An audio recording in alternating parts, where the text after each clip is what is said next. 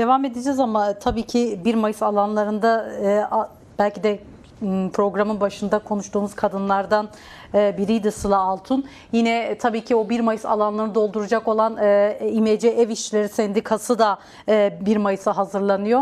Değerli Yıldız Seven'e bir söz verelim tam da bu noktada. 1 Mayıs'a hangi talepler etrafında gidecek sendikanız? Orayla başlayalım. Tabii bir yanıyla da ev işçisi kadınların yaşadığı hem emek sömürüsü, ücret ya da sendikal haklar konusunda yaşadığı sorunlar var. Biraz onları sizin ağzınızdan dinlemek istiyoruz. Siz verdiğiniz emek mücadelesini nasıl tanımlarsınız? Tekrar merhaba arkadaşlara da. Biz İMC Ev İşçileri Sendikası olarak 1 Mayıs'a kadınların yoksulluğu, erkek şiddetine karşı, sömürüye karşı 1 Mayıs Dünya İşçi Bayramı kutlamak için alanlara ineceğiz. Tabii ki İMC Ev İşçileri Sendikası mücadelesinde ev işçileri olarak bizim alanlara çıkmamız çok önemli. Sesimizi duyurmamız, örgütlenmemiz, örgütlü mücadeleyi, sendikamızı 1 Mayıs'a taşımamız çok önemli. Biliyorsunuz ev işçileri örgütlenmekte çok zorlanıyor. Biz bunun mücadelesini 2013'ten beri veriyoruz. Sendikamızı kurduk, sendikalaştık. Üye çalışmalarımızı her şekilde devam ettiriyoruz. Biz diğer işçi arkadaşlar gibi fabrika olmadığımız için örgütlenmek evlerde çok zor oluyor. Biz sitelerin önünde standlar açarak ev işçilerini örgütlemeye çalışıyoruz. Biz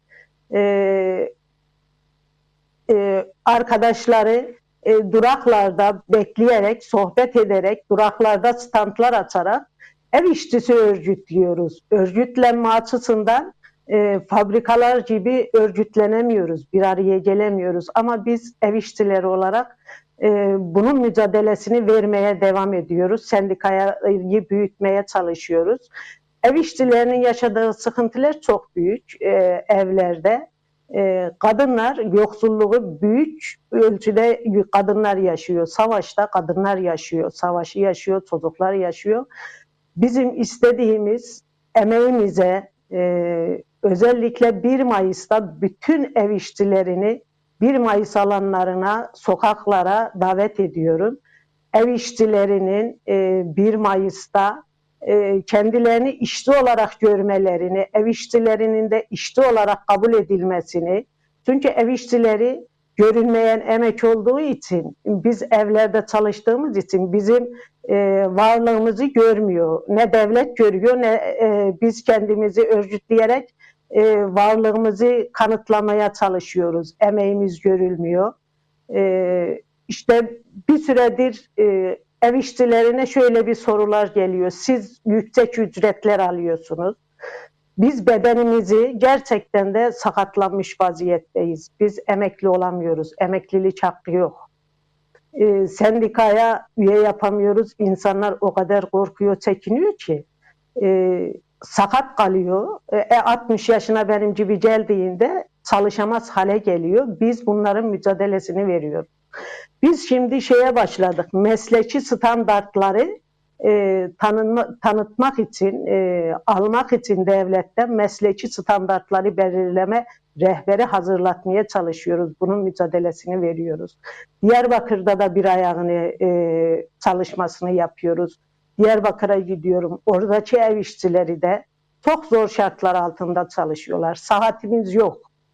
Biz sabah giriyoruz, akşam kaçta çıktığımız belli değil. İşin kaçta çıkarsa. Çünkü iş tanımı yok. Eve girdiğinde o iş tanımı olmadığı için sana her işi yaptırıyorlar. Biz de karşı gelemiyoruz. Yani neden? Yasada yerimiz olmadığı için. Oysa ki bir ev işi iş olarak görülmeli. Evdeki çalışan işçi olarak görülmeli. Ev işi iş, ev işçisi işçi olarak görülmeli. Mesleki standartlar tanınmalı. Bu kadınlar köle olarak kullanılıyor evlerde.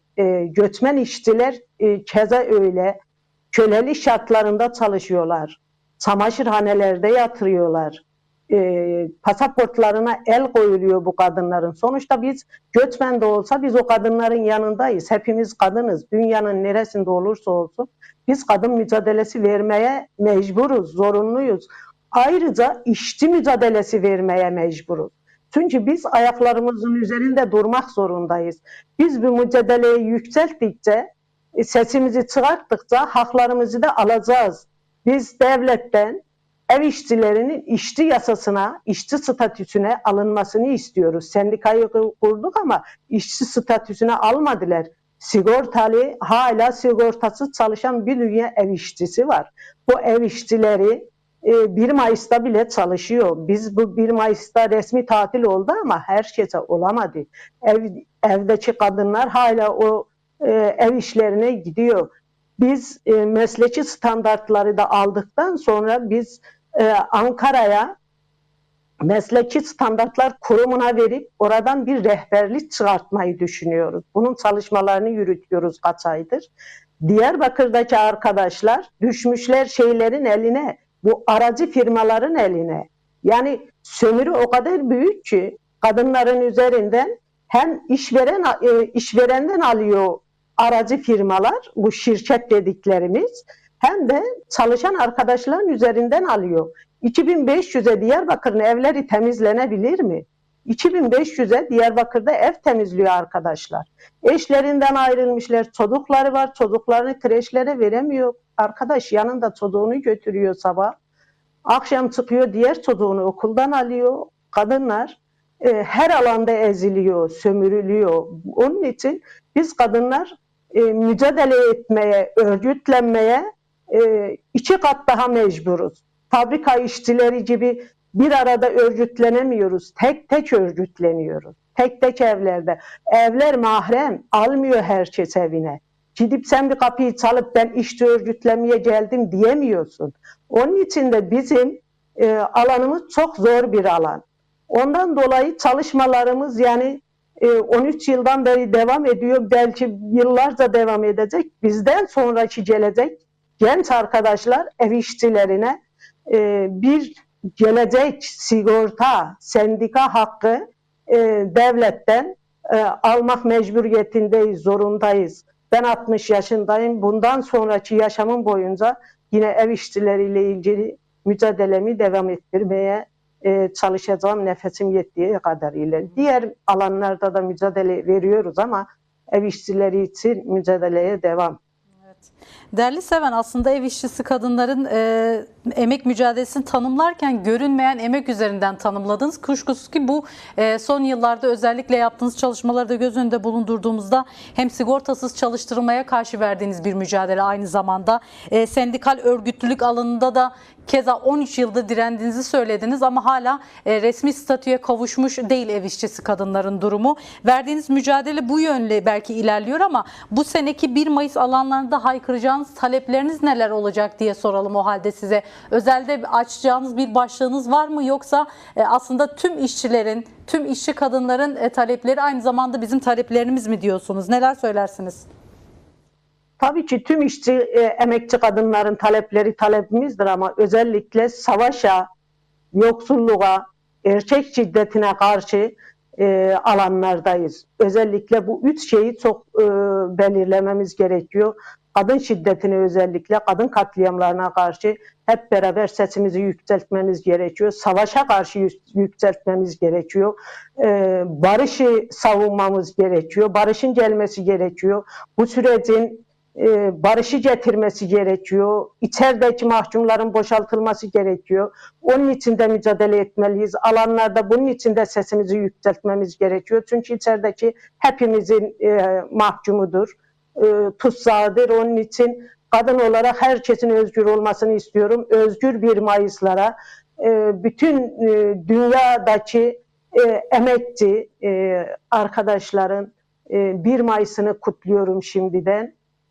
Hepimize umarım iyi bir katılım olur. Herkes alanları doldurur Nevruz gibi. İyi bir 1 Mayıs geçiririz diye düşünüyorum. Tabii ki Taksim'in tarihi çok önemli. Benim kulaklarımda çınlayan 77 1 Mayıs'ı.